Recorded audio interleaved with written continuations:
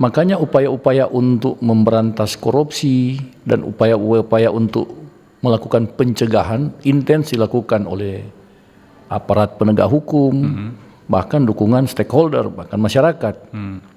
Nah, ketika kita membahas tentang penyakit kronis ini, maka akan menyerempet atau menyasar pelaku-pelaku korupsi di situ yang banyak menggunakan uang negara. Ya. Nah, baru-baru ini kan di Sulawesi Utara lagi viral tentang isu-isu korupsi yang sudah dijadikan tersangka. Dalam konteks ini ada dugaan-dugaan penyalahgunaan keuangan, penyalahgunaan kewenangan oleh, dalam tanda kutip, orang-orang yang pernah duduk jajaran birokrasi pemerintah dan sedang duduk, kemudian di organisasi kemasyarakatan, keagamaan dan sebagainya. Tentu ini adalah sebuah keprihatinan kita masyarakat terhadap hal-hal yang terjadi ini. Ini sebuah bukan lagi fenomena tetapi hal yang sudah terjadi. Makanya masyarakat sekarang sedang menunggu proses-proses upaya penegakan hukum terhadap pemberantasan korupsi. Tetapi saya sedikit melihat pandangan-pandangan tentang korupsi ini dari sisi perilakunya. Perilaku ini kan menyangkut karakter, sikap, tindakan orang. Ketika dia menggunakan uang-uang yang notabene itu uang negara yang peruntukannya untuk mungkin untuk pelayanan publik, untuk pembangunan dan untuk empowering, untuk pemberdayaan masyarakat. Tetapi ini kan disalahgunakan. Nah, oleh sebab itu memang kalau ini disalahgunakan tentu itu akan merugikan masyarakat, merugikan banyak orang. Karena ketika ini digelontorkan, dana itu diperuntukkan, ditata lewat mekanisme dalam APBD misalnya ya, dan sebagainya APBN, tentu itu tujuannya baik sebetulnya untuk tadi membangun infrastruktur, menciptakan pelayanan publik dan ujung-ujungnya untuk pencapaian kesejahteraan welfare state ini. Tapi ternyata kan itu tidak terjadi. Kenapa? Karena ini sudah digrogoti, sudah disalahgunakan. Nah, makanya ini harus dicegah. Dan kalau memang sudah terjadi harus diberantas. Nah, payung-payung hukum, koridor atau frame yang membatasi itu kan sudah ada.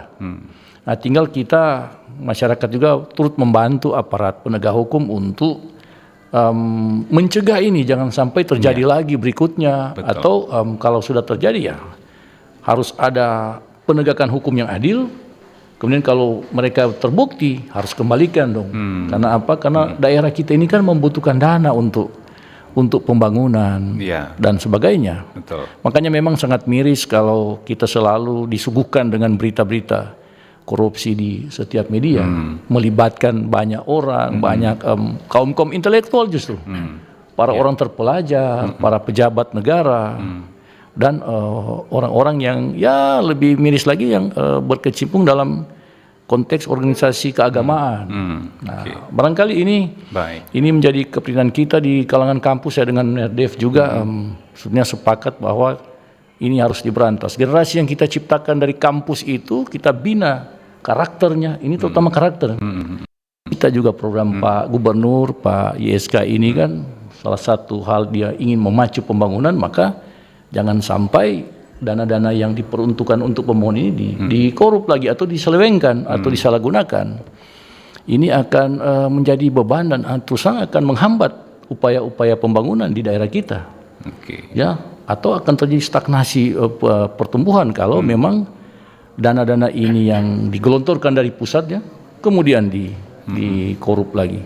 Apalagi sekarang ada beberapa efisiensi untuk anggaran ya diupayakan kalau memang ada anggaran yang digelontorkan oleh pemerintah lewat APBN ya, kemudian ada DAU dan sebagainya. Itu dipergunakan sebaik mungkin. Jadi tidak lagi seperti itu. Makanya memang saya pribadi dari beberapa kesempatan diwawancarai oleh teman-teman pers juga, saya sampaikan memang kejadian ini jadi semacam entry point bagi kita untuk sama-sama mengontrol ini. Ada check and balances untuk agar supaya ini upaya-upaya korupsi ini harus dicegah memang. Ya, karena yang rugi kita juga. Jadi ketika masyarakat sekarang melihat ini ada pemberitaan tentang korupsi, ada isu itu, sebetulnya itu sangat merugikan kita semua.